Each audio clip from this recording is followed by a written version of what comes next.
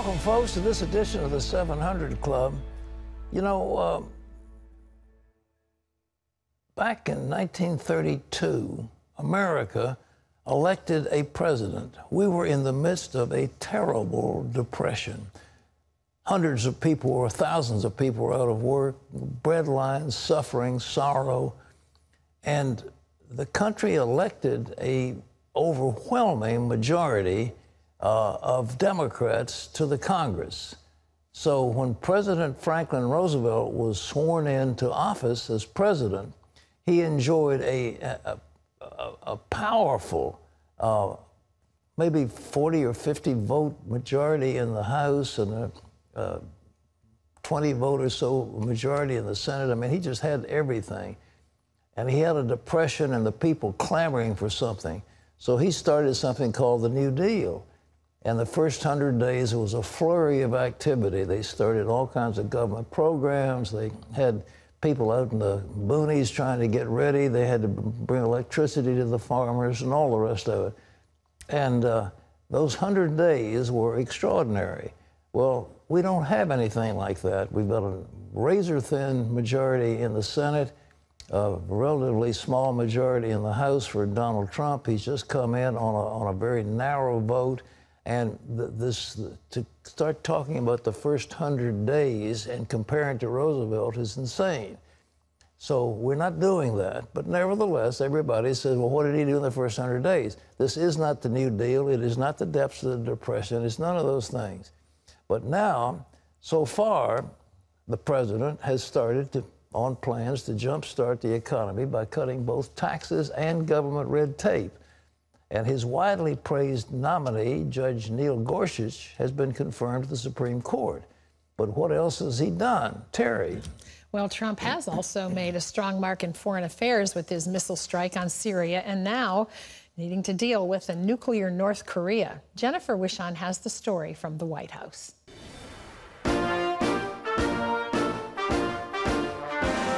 Whether it's the subject of one of his many executive orders, Buy American, Hire American, actions to reconsider trade deals that benefit other countries at the expense of the U.S., or working to strengthen the military and the nation's position in the world.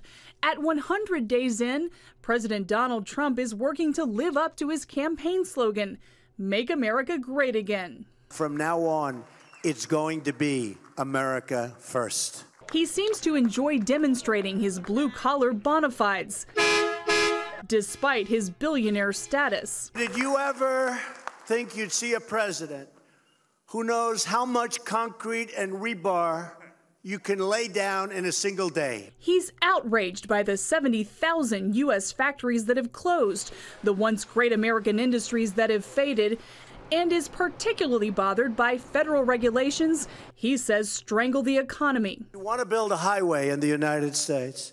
These are some of the permits that you need. Trump is changing that. For every new federal regulation, 2 existing ones must be eliminated. He's already created a legacy by elevating Justice Neil Gorsuch to the Supreme Court. He reinstated the Mexico City policy, which keeps taxpayer dollars from funding abortions overseas. He signed legislation that removes a requirement that states spend tax money on Planned Parenthood. And he's surrounded himself with evangelical Christians and calls on them for advice. Members of his cabinet hold weekly Bible studies, and Trump tells CBN News he's relying on God now more than ever. The office is so powerful that you need God even more. He's also letting the world know that a strong America is back. He dropped the mother of all bombs on an ISIS tunnel network in Afghanistan, ordered cruise missiles launched against Syria, and is taking on what the White House sees as the greatest threat facing America, North Korea. As a businessman, Trump is used to taking unilateral action in the boardroom. As president, what's eluded him is a major victory in Congress. In the coming days, he'll ask the legislature to pass tax reform, a plan to massively rebuild the nation's infrastructure, and budget bills that allow him to rebuild the nation's military.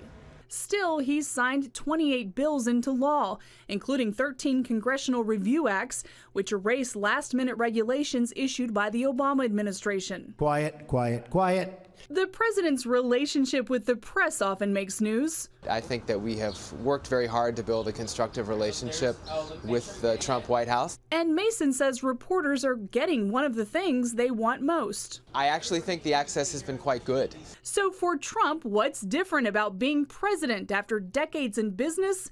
He says that since everything a president does affects people, you have to show heart. Jennifer Wishon, CBN News, the White House.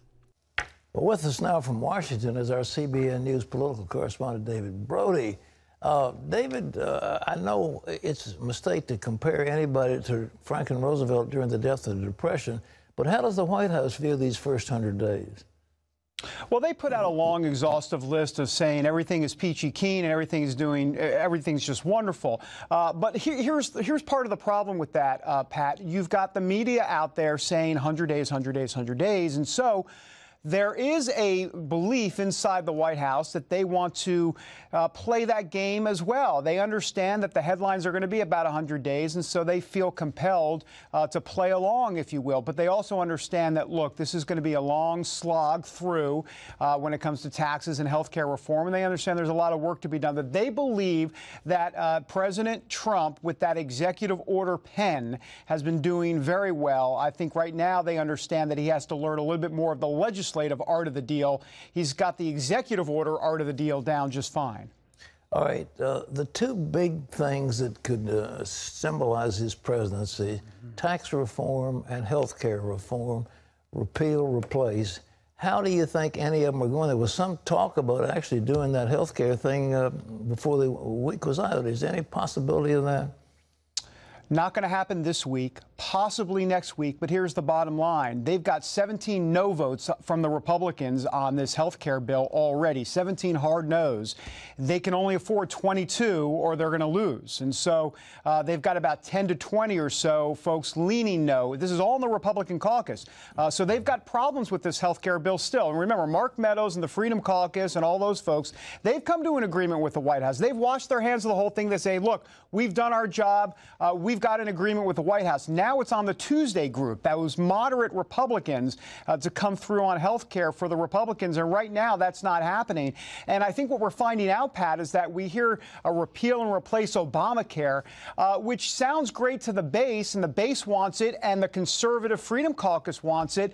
The White House wants it. Here's the problem. Moderate Republicans, dirty little secret, don't really want it because you're taking an entitlement away from folks in their districts, and they're more concerned about losing power than repealing and replacing Obamacare. So that's a big problem in health care. And then taxes is a whole nother kit and caboodle, if you will.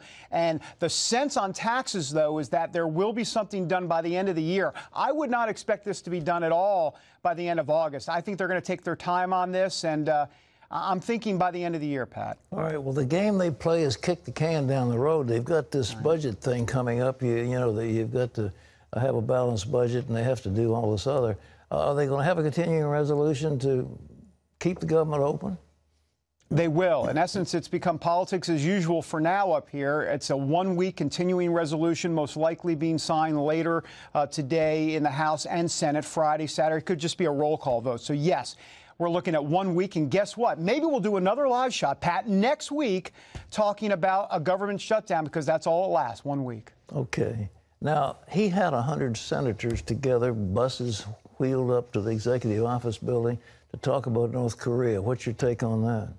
Yeah, it's a big deal, Pat, and it's been a big deal since day one. You know, President Obama told President Trump that the #1 issue in the entire world, you know, we got ISIS, we got all that, North Korea. That's what he told the president. And I can tell you that Jennifer Wishon and I have been in meetings with senior administration officials who say North Korea is the big one. This is the one they're most concerned about. They've been concerned about it since day one. One senior administration official telling both of us at the time that, look, this is a crazy guy. That's a quote. This is a crazy guy with nuclear weapons. This is a major problem. So what you're hearing today relating to North Korea, and that President Trump says there could be a major strike or some sort of major conflict with North Korea, is very real, more than very real, Pat. David, we've moved up a nuclear submarine with all kinds of missile capability, as well as a flotilla of naval ships. Is that going to be enough to deter that crazy man in North Korea, do you think? Oh, probably not. And part of the reason for that is if you talk to Pentagon experts and some military experts, they'll say, look, they can't shoot down some of what's coming from North Korea potentially there. So there's some actual logistical problems. It's a show of strength for sure that America is doing what they're doing over there in that region. But the reality is some of what they have cannot, from those Navy ships, actually shoot some of those missiles down. So there's going to be some issues as it relates to that from a military perspective. Last question. Gorsuch was a real win for Trump. He's a great man. He's one of the most qualified candidates we've ever had for the Supreme Court. Any talk of some of the other justices stepping down? There is anticipation that there will be a Supreme Court nomination again this summer. There's a sense that Anthony Kennedy will be the one to step down. He's 80 years old. And, of course, that Neil Gorsuch pick, as we talked about before, Neil Gorsuch, as you know, clerked for Anthony Kennedy. And that was a sign, I think, by the White House to say to Anthony Kennedy, hey, you're in good hands with Allstate, or at least with Donald Trump, to say, you're going to be okay if you step down. We're going to be just fine picking someone new. And so the anticipation is that Anthony Kennedy will leave this summer. If that is the case, some of the names, Brett Kavanaugh is out there, Dianne Sykes, if it's going to be a female, though the sense is Ruth Bader Ginsburg, if she decides to retire, and I don't see that happening based on the fact that she's not the biggest Donald Trump fan in the world, but Dianne Sykes might be a possibility. And then there's Thomas Hardiman on the Third Circuit. Thomas Hardiman coming approved by Donald Trump's sister, Marianne, who also sits on that Third Circuit. So those are three to definitely watch out for this summer. Okay, well, we'll look at that. And a simple majority is all it's going to take to confirm. They have done the nuclear option. The Democrats voted on themselves. Well, and I just want to say, Pat, real quick, everybody's talking about, oh, this is going to be the big fight if Anthony Kennedy leaves. No, it won't be a big fight. You're right. They've gone nuclear. It's over. 51, and they're done. The only thing they'd have to be concerned about, the White House, that is if some of those moderate Republicans, Susan Collins, Lisa Murkowski, decide to go off the reservation. Then they're at 49, and then that becomes a problem. David, thank you very much. David Brody, ladies and gentlemen. We've got some more coming up.